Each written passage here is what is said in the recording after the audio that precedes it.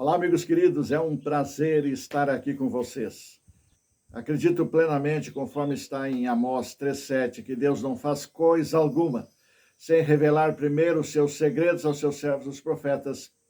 Se Deus assim permitiu, Deus tem propósito, Deus tem um plano especial para as coisas, para o andamento das coisas nos próximos dias, nos próximos anos, especialmente por estarmos vivendo o tempo do fim. Se você ainda não está inscrito em nosso canal, que se inscreva, nos dê esse privilégio.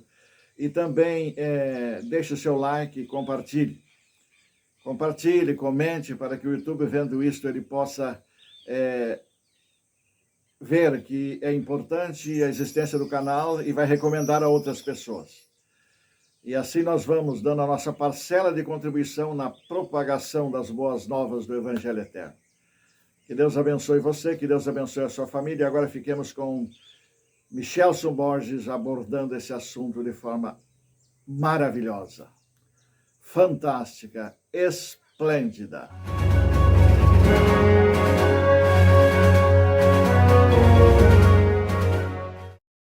Olá, tudo bem com você? E Donald Trump venceu as eleições norte-americanas de maneira avassaladora, curiosamente contrariando a previsão da imprensa, das pesquisas feitas que davam quase que um empate técnico para Kamala Harris e Donald Trump.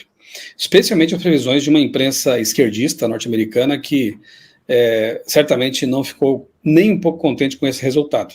Então a gente vê que, novamente, aí os institutos de pesquisa e as matérias, né, da imprensa acabam sendo bastante tendenciosas em momentos como esse. Porque, bem diferente do que haviam previsto, né, os institutos e a imprensa, a Donald Trump venceu de maneira assim quase que inédita, tanto nos colégios eleitorais quanto no voto popular. A população votou em peso em Donald Trump. Isso é um indicador interessante de uma insatisfação geral com as políticas de esquerda aí dos democratas, né, Joe Biden e Kamala Harris.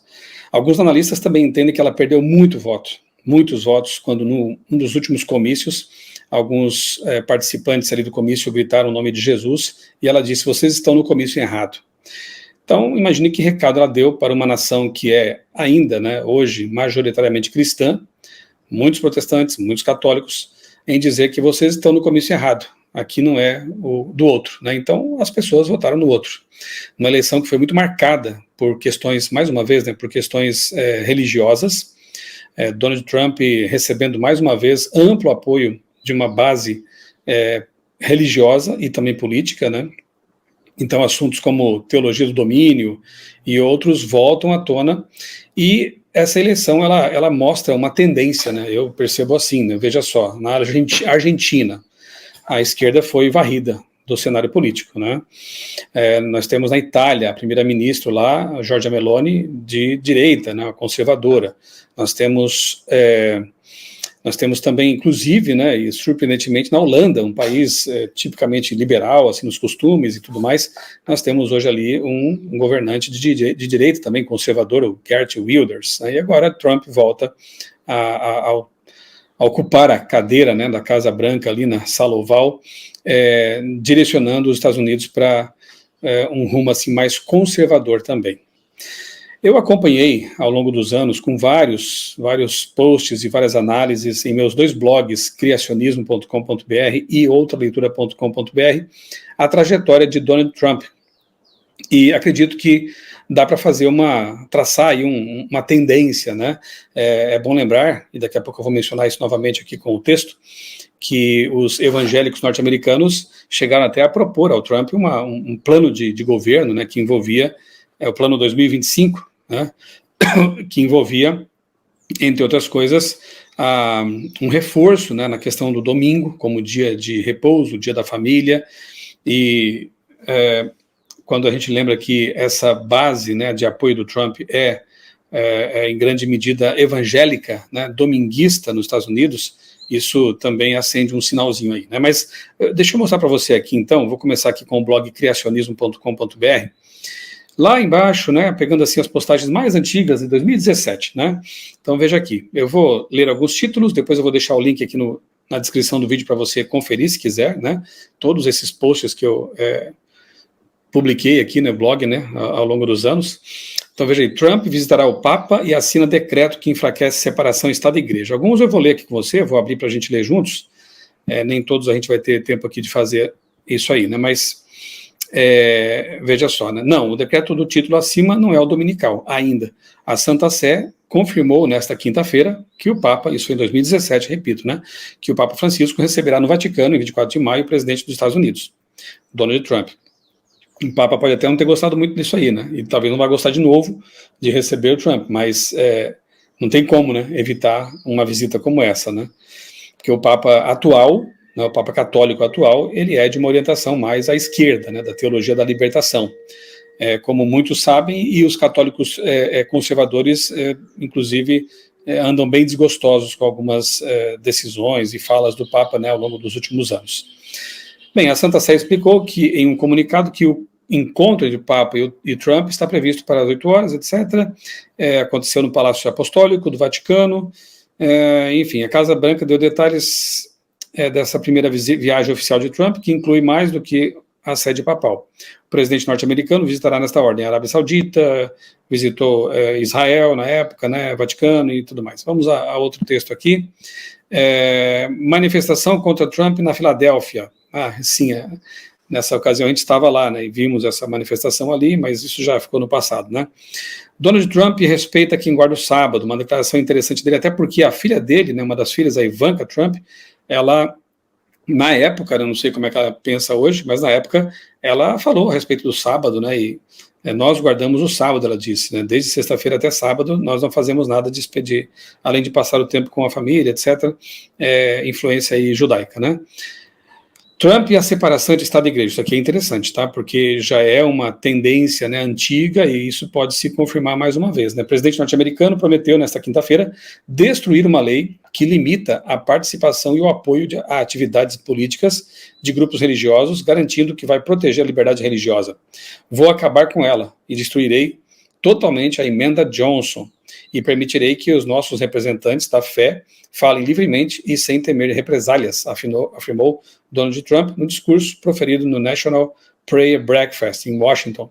É um evento interessante em que religiosos se reúnem ali, né? Eu recomendo a você, não sei se está disponível ainda, acho que no Netflix tinha isso aí, uma série com o título The Family, que analisa, né, com base em 2 livros de um jornalista americano, analisa o papel dos políticos cristãos ali nos Estados Unidos. É uma série bem interessante, um documentário, e esse National Prayer Breakfast é um evento que reúne lideranças políticas e religiosas. Isso é bem interessante. Esse ato mistura política e religião e é realizado tradicionalmente na primeira quinta-feira de fevereiro.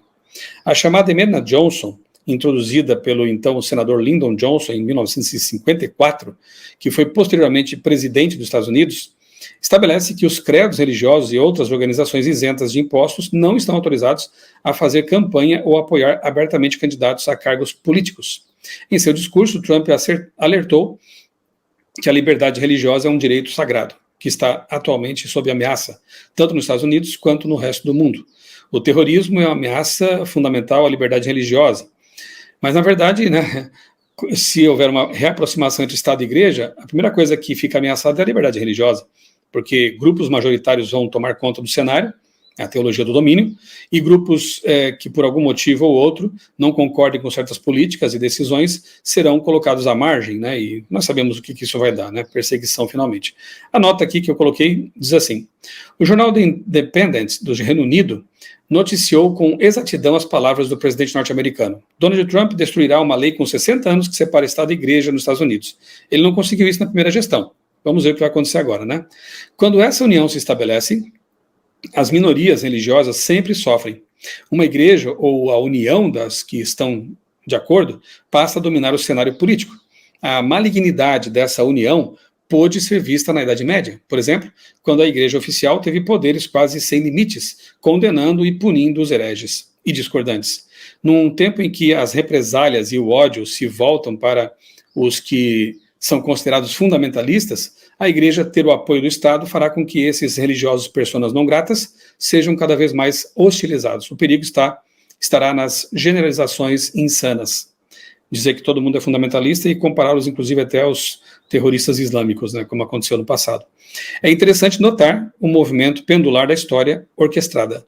Ao passo que o governo Obama favoreceu as pretensões da esquerda, e nós vemos de novo isso agora, né, com o ex-governo de Biden, Kamala, né, em seu apoio a causas como feminismo, homossexualismo, aborto e mesmo islamismo, entra agora em cena um governo de orientação direitista, procurando desfazer muita coisa feita pelo governo anterior e contando com o apoio de uma significativa parcela insatisfeita da população. O esquerdismo intenta contra muitos valores caros ao cristianismo, mas o direitismo religioso é duro, inflexível e perseguidor de minorias não alinhadas. Para os que querem viver fielmente os princípios bíblicos, será uma questão de fogo ou frigideira. A única esperança virá do alto, como sempre, né? No movimento Ora em Ação nos Estados Unidos, a fim de conseguir para as instituições e usos da igreja o apoio do Estado, os protestantes estão a seguir as pegadas dos romanistas. Na verdade, mais que isto, estão abrindo a porta para o papado a fim de adquirir na América protestante a supremacia que perdeu no Velho Mundo, diz Ellen White no Grande Conflito, página 573. E ela diz mais, no livro Evangelismo, páginas 234 e 235. Quando as igrejas protestantes se unirem com o poder secular para amparar uma religião falsa, à qual se opuseram seus antepassados, sofrendo com isso a mais terrível perseguição, então o dia de repouso papal será tornado obrigatório pela autoridade mancomunada da Igreja e do Estado. Haverá uma apostasia nacional que só terminará em ruína nacional. No Comentário Bíblico, volume 7, página 976, também Ellen White tem um texto que diz: quando o Estado usar seu poder para impor os decretos e amparar as instituições da Igreja, então a América protestante terá formado uma imagem do papado, semelhante à imagem do papado lá nos tempos medievais, em que o Estado e a Igreja estavam juntos, né? E haverá uma apostasia nacional que só terminará em ruína nacional. E é interessante notar que vem crescendo aí um movimento, aqui no Brasil inclusive, né, de católicos conservadores, que têm saudade dos tempos medievais em que a Igreja e o Estado estavam de mãos dadas. Olha só o perigo desses dias, né? Mas também o cenário profético realmente aí bem acentuado, bem claro, né, diante dos nossos olhos. Devemos estudar os grandes sinais da estrada que indicam os tempos em que vivemos. Devemos orar agora com o máximo fervor para estarmos preparados para as lutas do grande dia da preparação de Deus. Carta 97. Esse post aqui é de 2017. Veja como as coisas elas se repetem, né? É aquilo que eu falei, movimento pendular da história, né? Nós temos aí um mundo que está saturado com essa ideologia woke. Deixa eu falar um pouquinho mais sobre isso aqui. Já postei aqui também sobre esse assunto. Veja no meu canal aí, coloque a palavra woke com W-O-K-E, woke, e você vai encontrar aí alguns vídeos de análise dessa ideologia, dessa filosofia que predominou no mundo nos últimos anos recentes, né? Com pautas como abortismo, feminismo, ideologia de gênero, enfim, progressismo, né, em toda a sua pujança aí, né? Mas saturou, o mundo já não está mais suportando esse tipo de pauta. Empresas que antes tentavam lacrar com esse tipo de ideias perceberam que quem lacra não lucra, e aí estão abandonando o barco e deixando para lá, demitindo o pessoal do marketing que só queria colocar a ideologia woke nas coisas, né, nas campanhas, e indo para outro lado. Mesmo no cinema, mesmo nas produções culturais, a gente vê realmente um cansaço também com esse tipo de ideologia, e o resultado das eleições ele vai na mesma direção, né? O pêndulo agora tende novamente para a direita. Esse artigo aqui foi bem interessante, ó, 2016. Seria Donald Trump o novo Constantino? Eu recomendo que você leia esse artigo aqui, tá bom? Porque Constantino foi um indivíduo que misturou assuntos pagãos, né, ali no cristianismo, criando uma simbiose aí, né, uma mistura de paganismo com cristianismo. É por isso que hoje a igreja cristã, em sua maioria, guarda o domingo, acredita na imortalidade da alma, e a igreja romana tem ainda outros dogmas totalmente antibíblicos, né? E Constantino foi uma figura importante nesse processo. E nesse ano aqui, 2016, esse artigo aqui foi publicado, deixa eu ver aqui a fonte, Blaise Joseph, é diretor assistente da Warren College, da Universidade de New South Wales, onde está cursando o mestrado em ensino, é bacharel em comércio, tem forte interesse na política social, e escreveu para Mercator.net e online, opinião sobre casamento e questões familiares. Olha só. Só o tempo dirá se com Trump os cristãos terão mesmo essa liberdade para o avançamento dos ponteiros do relógio profético. Seria interessante que o Vaticano convencesse o novo presidente norte-americano a se unir ao Papa nos esforços ecumênicos para salvar o planeta. Algo que já andou sendo ventilado também, né? Aqui nesse vídeo, na época eu analisei, Trump, o último presidente dos Estados Unidos, quem sabe, né? Não seja mesmo, né? Vamos aguardar as coisas aí, mas, enfim, não dá para a gente ficar só batendo martelo profético com o olho no jornal, né? Temos que ver as tendências, estudar, né? Daniel, Apocalipse, com profundidade, mas não deixa de ser um cenário bastante interessante. Leia esse artigo aqui, é uma análise bem interessante desse pensador aí, né? Este é um artigo de Blaise Joseph, que compara Trump ao imperador romano Constantino, e foi publicado pela primeira vez em Mercator.net, em 26 de março, muito antes de Trump conquistar a indicação republicana e derrotar Hillary Clinton. Na época parecia audacioso e improvável, agora parece profético. Os cristãos são incapazes de falar livremente, a liberdade religiosa está sob ataque, a sociedade é materialista e imoral, a civilização ocidental enfrenta enormes ameaças de dentro e de fora, e aparentemente o poderoso líder emergente não é santo. Você está pensando nos Estados Unidos de 2016? Não, Roma, de 312, o líder é Constantino. Você está lutando para se tornar o imperador que está lutando para se tornar um imperador romano. Constantino tinha muitos defeitos, ele tinha múltiplas esposas e até mesmo matou uma delas. Era extremamente ambicioso e era um general e político implacável, mas a lenda permanece de que ele teve um momento como um caminho para Damasco, teve uma visão, converteu-se ao cristianismo, triunfou sobre seus adversários e se tornou um grande imperador de Roma. Constantino continuaria não apenas a salvar o Império Romano, mas também a dar liberdade ao cristianismo. Ele assinou o Edito de Milão em 313, dando aos cristãos o direito de praticar sua fé e falar livremente. Isso foi suficiente para permitir que os cristãos se envolvessem na esfera pública com liberdade, permitindo-lhes, assim, difundir a mensagem cristã até os fins do Império e cristianizar a cultura pagã. Tanto é que mais adiante, anos depois, a religião cristã, depois católica, né, vai se tornar oficial do Império. Então veja que coisa interessante, né? É uma comparação bastante interessante, dá vontade de ler até mais, eu vou ler mais um pouquinho aqui, ó. O próprio Constantino não era um pilar de virtudes, mas criou o ambiente que deu aos cristãos a liberdade de influenciar a sociedade. Os primeiros cristãos eram perfeitamente capazes de ser eles mesmos influência para a sociedade. Tudo o que precisavam do imperador era a liberdade de fazê-lo. Avançando rapidamente para 2016, podemos ver muitas semelhanças óbvias. A sociedade ocidental tem muitos problemas. Os cristãos conservadores têm as soluções para muitos desses problemas, mas não conseguem articulá-las livremente na praça pública devido à correção política endêmica e ao marxismo cultural.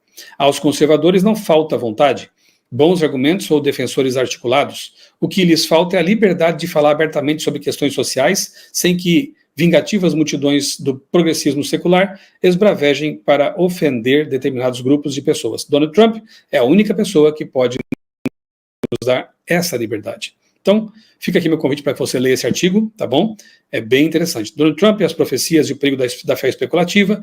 Aqui eu faço um alerta também, né, para evitarmos realmente o sensacionalismo, a especulação assim infundada, né, com respeito às profecias. Temos que ter sempre, né, os pés bem firmados na palavra de Deus e bom senso, para não exagerar também na dose, né? Triunfo de Donald Trump, em 9/11, equivale ao novo 11/9. Ideias perigosas de Donald Trump, olha aqui, 2016. Com a vitória nas primárias do Partido Republicano, etc. Aí o que acontece? Ó, veja abaixo 10 propostas e convicções de Trump lá atrás, né? E as pessoas não mudam assim tão radicalmente com o tempo, né? Mesquitas devem ser vigiadas pela polícia, dizia o Trump.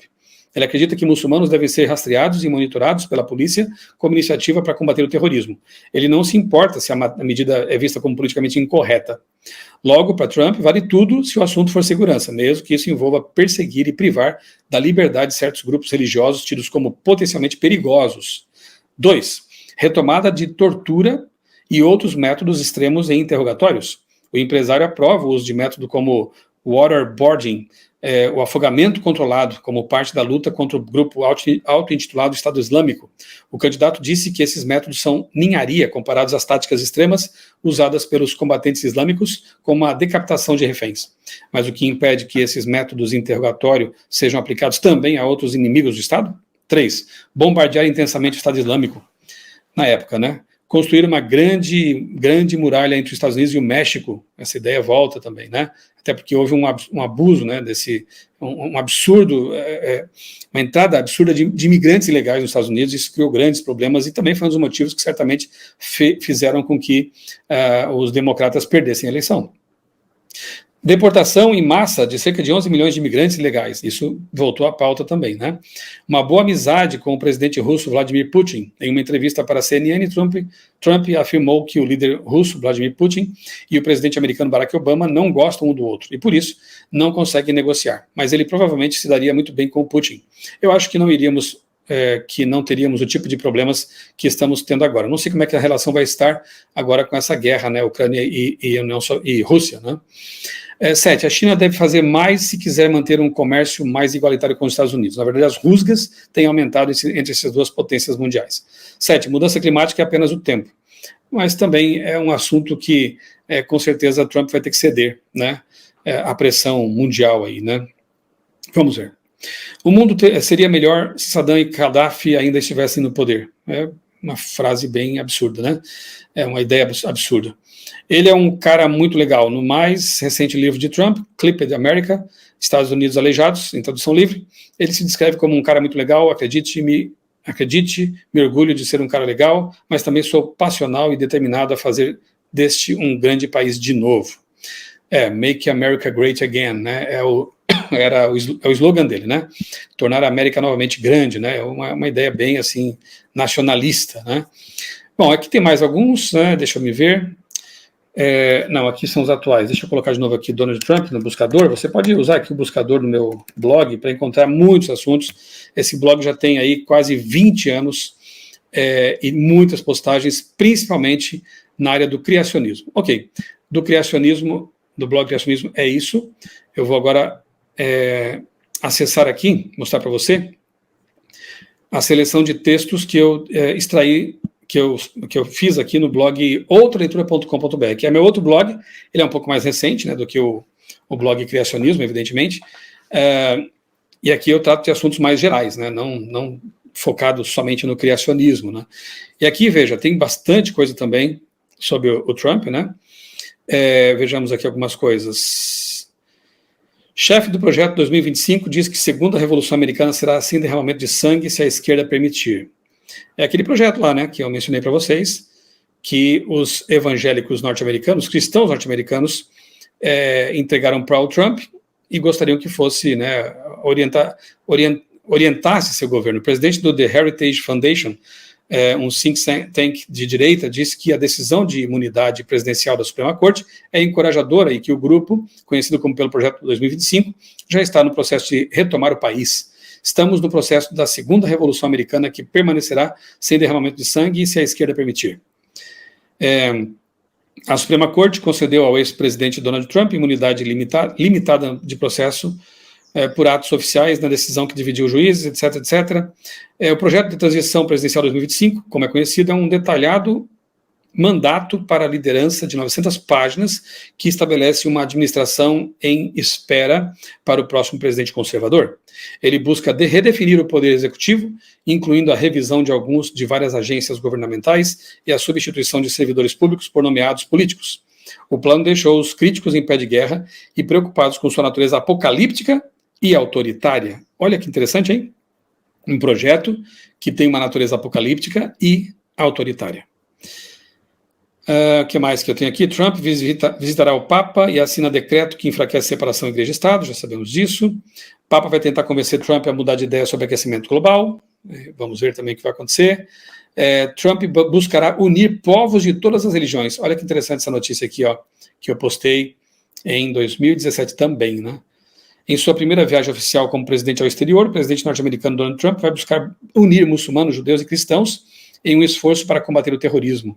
Se houver um inimigo comum, né, um medo comum, alimentado, real ou não, é mais fácil unir as pessoas em torno de causas, né? E aceitarem, inclusive, legislações para, na concepção delas, combater o mal e manter a segurança. Né? Trump viajará à Arábia Saudita, etc. E aí eu coloquei aqui uma nota, né? Muitíssimo interessante a escolha dos países para essa primeira viagem do presidente dos Estados Unidos ao exterior.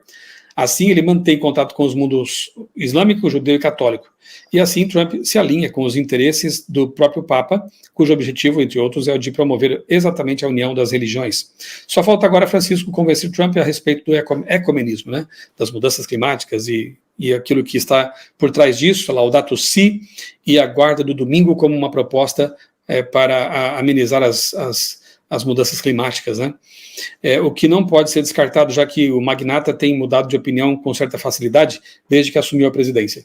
O protagonismo e o caráter quase messiânico dessas figuras, duas figuras importantes, fica cada vez mais evidente.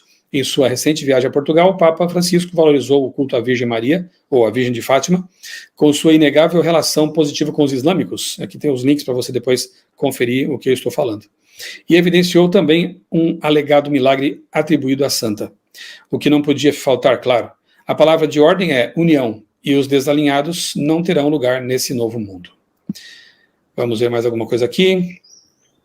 Trump visita o Papa e ganha a Laudato Si de presente. Olha aí, como eu falava, né? O Trump tem já a Laudato Si do Papa Francisco, aquela carta apostólica que defende o domingo como uma proposta interessante para proteger a terra, né? E anota aqui, segundo matéria publicada no portal G1, Trump afirmou ter saído da audiência com o Papa mais determinado do que nunca a buscar a paz. Honra única na vida encontrar sua santidade o Papa Francisco. Deixa o Vaticano mais determinado do que nunca a buscar a paz em nosso mundo, escreveu Trump em seu Twitter na época.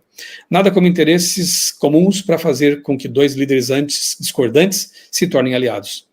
E bastante significativo o presente do Papa ao presidente norte-americano. Quem sabe, lendo a Laudato Si, Trump se converta no novo defensor do ecumenismo. Afinal, ele já mudou de opinião tantas vezes em tão poucos meses de governo.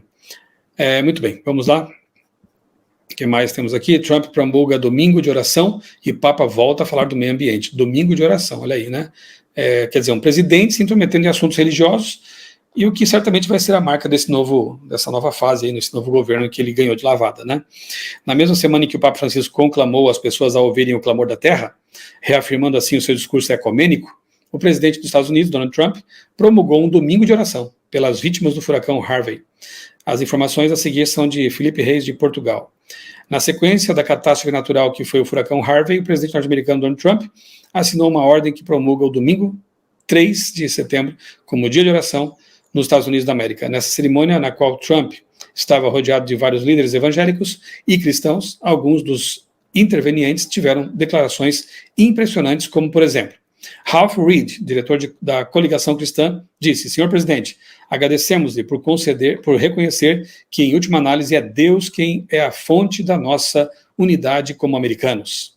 Gary Bauer, ex-diretor do Conselho de Pesquisa da Família, pedir ao país que se volte para Deus, que ore, é simplesmente uma coisa espantosa para um presidente fazer. Desde a eleição de Donald Trump, a cada dia que passa, aprofunda-se nos Estados Unidos a ligação entre Estado e Igreja. Estaremos no limiar de algo espantoso? Em termos proféticos, serão esses acontecimentos pré-anúncios de algo imensamente relevante? Aguardemos as cenas dos próximos capítulos. Ou seja, é bem interessante, né, ver um presidente, por meio de um decreto, determinar algo que tem que ver com religião, né, um domingo de oração. Então, nada impede que isso volte a acontecer no futuro, né, por meio de um decreto, seja estabelecido um domingo, para que a terra seja salva, para que a família seja preservada. Os argumentos já estão na mesa faz algum tempo, né?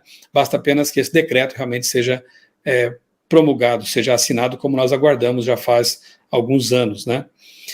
Segundo o estudioso de escatologia, pastor Sérgio Santelli, esse decreto tem uma importância profética, porque liga as consequências de um desastre natural recém-ocorrido a um dia de oração dominical. Essa é uma combinação importante no cenário para a lei dominical, ou ecumenismo. Basta ler a página 590 do livro Grande Conflito para entender a importância disso.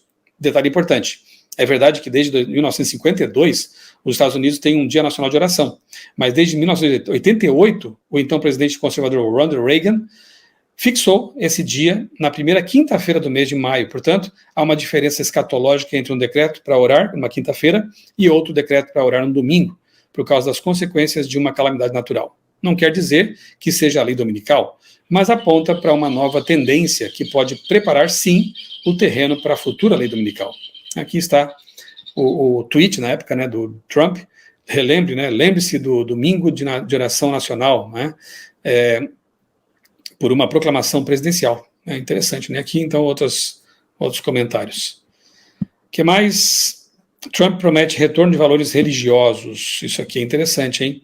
E essa notícia aqui, ela foi postada em 2017 também, e diz assim, ó: a evolução do presidente americano Donald Trump, de dono de cassino divorciado 2 vezes, visto cautelosamente pelos cristãos como favorito dos evangélicos que defendem a liberdade religiosa, foi exibida completamente na sexta-feira, quando ele prometeu aos conservadores um retorno aos valores americanos tradicionais, incluindo restaurar o Feliz Natal ao discurso nacional. Trump, o primeiro presidente a discursar na cúpula valores votantes, marcou as promessas que ele cumpriu aos cristãos e outros conservadores, comprometendo-se a voltar ao que ele descreveu como uma nação que se afastou de suas raízes religiosas. Como os tempos mudaram, mas agora estão mudando de novo. Lembre-se disso, disse Trump à multidão que o ovacionava. É interessante, né? Ao mesmo tempo em que uma grande crise econômica vem sendo anunciada e o espectro de uma guerra nuclear ronda a nossa cabeça, esse recrudescimento da religiosidade no governo Trump é bastante interessante e pode facilitar a prometida e profética aproximação entre o Estado e a Igreja. Mais algumas aqui. Eu acho que essas aqui foram, então, as últimas. Eu quero só mostrar para você aqui, ó, vou digitar aqui no buscador 2025, para encontrar aqui um post sobre esse projeto. Aqui, ó, projeto 2025, a volta dos conservadores. Aqui está. A reação da direita conservadora norte-americana traz de volta, além de fortes interesses econômicos, pautas religiosas como o descanso dominical. Você sabia disso? Eu tenho um vídeo aqui no meu canal, você pode procurar no buscador também, põe ali 2025, projeto 2025, você vai encontrar um vídeo sobre esse assunto aqui. Mas eu quero mostrar para você aqui, ó, onde que está. Esse projeto, ele traz como proposta, né, o domingo, o descanso dominical, assim, de forma explícita, né? Se quisermos resgatar o país das garras da esquerda radical, precisamos tanto de uma agenda governamental quanto de pessoas certas, prontas para levar a cabo essa agenda no primeiro dia da próxima administração conservadora. Esse é o objetivo do projeto de transição presidencial 2025. O projeto assentará em 4 pilares que coletivamente abrirão caminho para uma administração conservadora eficaz. O projeto é o esforço de uma ampla coligação de organizações conservadoras, ok? Está sendo organizado pela Heritage Foundation, baseia-se no mandato para liderança de longa data da Heritage, que tem sido altamente influente para administrações presidenciais desde a era Reagan. Muito bem, acho que aqui mais abaixo, ó, chamado de mandato para liderança, a promessa conservadora tem como objetivo orientar os primeiros 180 dias da presidência de um novo presidente republicano. Agora eles já têm, Donald Trump. Especialistas e defensores do clima criticaram o planejamento que desmantelaria a política climática dos Estados Unidos. O guia de transição de quase 1000 páginas foi escrito por mais de 350 direitistas e está repleto de recomendações abrangentes para desconstruir todos os setores do governo federal, incluindo a política ambiental. A Heritage Foundation tem desfrutado de uma influência de longa data na política do Partido Republicano, até mesmo ajudando Ronald Reagan a ganhar a presidência. Detalham os autores Naomi Oreskes e Eric Conway em seu livro de 2023, The Big Myth. Muitas das propostas políticas de Reagan foram extraídas das páginas do primeiro mandato para a liderança do think tank, publicado em 1980, que afirmava que os Estados Unidos estavam no meio de uma crise de excesso de regulamentação. E aqui a nota, né? Embora esse movimento deva ser acompanhado com atenção, uma vez que traz de volta pautas conservadoras religiosas, dominionismo e outras questões, como a aproximação Estado-Igreja, os sensacionalistas de plantão já começam a se agitar nas redes sociais, sugerindo que, finalmente, o decreto dominical será assinado, uma vez que os republicanos estariam voltando à cena.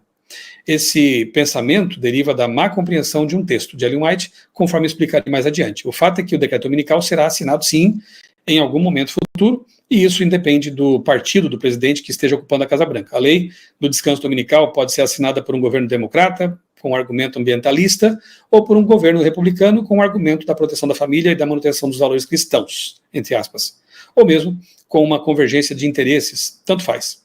De fato, o documento do Projeto 2025 traz um tópico sobre o descanso dominical e diz: Deus ordenou o sábado como um dia de descanso, e até muito recentemente a tradição judaico-cristã procurou honrar esse mandato por meio de medidas morais e legais de regulamentação do trabalho naquele dia. Além disso, um dia de folga partilhado permite a famílias e comunidades aproveitarem o tempo livre juntas, em vez de serem atomizadas, e proporciona uma cadência de vida mais saudável para todos. Infelizmente, o dia de descanso comunitário foi corroído sob as pressões do consumismo e secularismo, especialmente para trabalhadores de baixa renda. É bom lembrar que quando eles mencionam o sábado, estão, na verdade, se referindo ao domingo, né? Agora vamos ao antigo boato de que Ellen White profetizou que a lei dominical se dará num governo republicano nos Estados Unidos. Isso aqui é importante porque agora o Partido Republicano volta ao poder, né, com Trump, e de repente alguns adventistas desavisados queiram trazer de volta esse texto aqui para dizer, ó, é agora, né? Sobre essa questão, o patrimônio literário de Ellen White, o órgão oficial da Igreja Adventista do Sétimo Dia responsável pelos escritos da autora, esclarece: partido ou nome do último presidente dos Estados Unidos, relatos de que Ellen White indicou direito ou indiretamente o nome da família ou o partido político de quem seria o presidente dos Estados Unidos por ocasião das cenas finais da história da Terra são pura ficção, e aqui está o link para esse artigo, tá bom? Algumas pessoas têm citado esse texto de Ellen White em defesa da teoria. Quando, por influência dessa tríplice aliança, os Estados Unidos forem induzidos a repudiar todos os princípios de sua Constituição, que fizeram deles um governo protestante e republicano, e adotar medidas para a propagação dos erros e falsidades do papado, podemos saber que é chegado o tempo das operações maravilhosas de Satanás, e que o fim está próximo. Testemunhos para a Igreja, volume 5. Mas o texto dificilmente poderia ser mais claro. Ellen White se refere a uma forma de governo, a república, e não a um partido político, partido republicano. Os Estados Unidos foram fundados como uma nação protestante e republicana, o que, dentro do contexto, significa especialmente liberdade religiosa. Essa nação não deixou de ter um governo republicano mesmo durante o mandato de presidentes do Partido Democrata e de outros. O sentido evidente do texto é confirmado numa declaração bastante semelhante encontrada no livro O Grande Conflito. Falando sobre o início da história dos Estados Unidos, Ellen White diz: foi também concedida liberdade de fé religiosa, sendo permitido a todo homem adorar a Deus segundo os ditames da sua consciência. Republicanismo e protestantismo tornaram-se os princípios fundamentais da nação norte-americana. Esses princípios são o segredo de seu poder e prosperidade. Aos sensacionalistas e aos que gostam desse tipo de conteúdo, fica o conselho inspirado. Nossa paz atual não deve ser perturbada por provações antecipadas, pois Deus jamais abandonará nem desamparará uma só pessoa que confia nele. Deus é melhor para nós do que os nossos temores. Muitos desviarão o olhar dos deveres atuais, do conforto e das bênçãos no presente e tomarão emprestado aflições com respeito à crise futura. Isso causará um tempo de angústia antecipado e não receberemos graça para tais aflições antecipadas. Mensagens Escolhidas, volume 3. Isso aqui é muito importante, meus amigos, porque eu vejo com certa preocupação aí o surgimento de muitos canais sensacionalistas que dizem, né, acompanhar as profecias, mas só causam alarde, né? Você vê já pelos títulos, né? Um sensacionalismo assim, um alarmismo que acaba cansando as pessoas. Há dois perigos que nós devemos evitar. Primeiro, a indiferença laodiceana, de achar que essa eleição agora do Trump não tem nada a ver com a profecia, é mais um e etc. Não, são mais pecinhas no quebra-cabeça que vão sendo adicionadas, né? E são tendências. Espero que todos esses posts que eu mencionei para você aqui, se você quiser analisá-los depois com calma, vou deixar na descrição do vídeo os links, tenham mostrado para você uma tendência. Mas não estamos dizendo que vai ser com esse governo agora, pode ser, e tomara a Deus que seja, ou que vai ser no próximo, né? Enfim, o tempo da volta de Jesus não nos pertence. A Bíblia é clara em dizer que ninguém sabe o dia nem a hora. Em Atos 1, é dito que os tempos, né, os tempos proféticos aí para o futuro pertencem a Deus. Se vier alguém aí anunciando a data do decreto dominical, a data do fechamento da porta-graça, pior ainda, né, calculando aí a volta de Jesus para um ano X ou Y, saiba que essa pessoa não está falando em nome de Deus. ela está contrariando textos claros da Bíblia, na verdade. Então, cuidemos, com a indiferença religiosa, que acha que Jesus nunca mais vai voltar, né, que esse assunto já está superado, ou coisa parecida. Não se esqueça de que Jesus mesmo disse que, como foi nos dias que antecederam o dilúvio, as pessoas estavam indiferentes, casavam-se, davam-se em casamento, comiam, bebiam, levavam suas vidas cotidianas e imersas no pecado. O dilúvio veio e, infelizmente, como sabemos, levou a imensa maioria do mundo da época. E o cenário que antecede a volta de Jesus também será de indiferença, de mornidão, de uma geração secularizada, que fica dizendo onde está a promessa da sua vinda, né? Isso já foi anunciado pelos nossos pais e nunca acontece nada. Quando o Filho do Homem vier, encontrará, pois, fé na terra. É o cenário atual, né? De indiferença, essa é a palavra, né? Melhor palavra para descrever o cenário atual. E o outro extremo, 2, é o do fanatismo, né? De achar que toda e qualquer respiração do Papa, toda e qualquer palavra de Trump tem uma conotação aí diretamente profética, e que então o decreto dominical vai acontecer daqui uma semana, um mês, um ano. Então, cuidado, né? Cuidado com esses canais que vivem de sensacionalismo barato, de alarmismo, porque essas coisas acabam tendo um efeito contrário do que talvez as pessoas que têm esses canais intentaram. Se o interesse dessas pessoas não é apenas lucrar e aumentar seus seguidores com esses títulos alarmistas, se o interesse é realmente chamar a atenção das pessoas para que elas se preparem para o fim, repito, isso pode ter efeito contrário, porque o excesso de alarmismo, de sensacionalismo, cansa as pessoas. E elas acabam tendo uma ideia de que, mais uma notícia daquelas, mais um, de novo isso, né? E elas acabam desenvolvendo aí, novamente, uma indiferença, um cansaço com esse tipo de conteúdo. Então, cuidemos, né? Tomemos cuidado com esse tipo de postura, tanto lá quanto cá. Sigamos perfis que realmente podem contribuir com a nossa vida espiritual, que fazem análises sérias da conjuntura do mundo, das profecias, né? Sem esse alarmismo todo, que estão com os olhos mais na palavra de Deus do que só nas notícias. Tem gente que faz escatologia a partir dos jornais, isso é um erro. A nossa escatologia está fundamentada na Bíblia, e essa ótica escatológica que vem da Bíblia, do estudo das profecias bíblicas, é que nos faz enxergar o mundo e ver realmente as coisas como estão acontecendo, as tendências, né, que nos rodeiam. Muito bem. Então, que, acima de tudo, mantenhamos nossa comunhão com o nosso Deus, né, com Jesus, estudemos todos os dias a Bíblia, frequentemos a igreja, né, mantenhamos nossa comunhão com a igreja, com a comunidade, trabalhemos pela pregação do Evangelho, façamos o nosso melhor, vamos ministrar estudos bíblicos, isso é muito importante, as pessoas precisam conhecer a palavra de Deus, precisam estar situadas, né, com base na palavra de Deus, no estudo sério da palavra de Deus. Que você use seus conhecimentos para abençoar outras pessoas, né? Distribuamos livros missionários, façamos o que pudermos, porque ainda temos tempo de liberdade para fazer isso. Porque chegará o tempo em que não teremos mais essa liberdade e as coisas serão muito mais complicadas. Que o Espírito Santo desperte a sua igreja, que haja um reavivamento verdadeiro, um verdadeiro reavivamento espiritual, que o povo de Deus desperte para o tempo que está vivendo e cumpra a missão que Deus lhe confiou. Vamos fazer parte desse movimento, ok? E continuar acompanhando os rumos da história, entendendo que precisamos vigiar e orar para estar preparados, mas essa vigilância não é só do mundo, dos acontecimentos, das notícias, é uma vigilância do nosso coração também. Como está a minha comunhão com Deus? Como está a minha vida espiritual neste momento? Vamos garantir nossa comunhão com Deus fazendo aquilo que Ele pediu que nós fizéssemos, né? Oração, estudo da Bíblia, vida em comunidade, na igreja, missão. Se fizermos isso, estaremos realmente no caminho seguro, revelado por Deus. Um abraço para você, Deus abençoe grandemente a sua vida e também a sua família.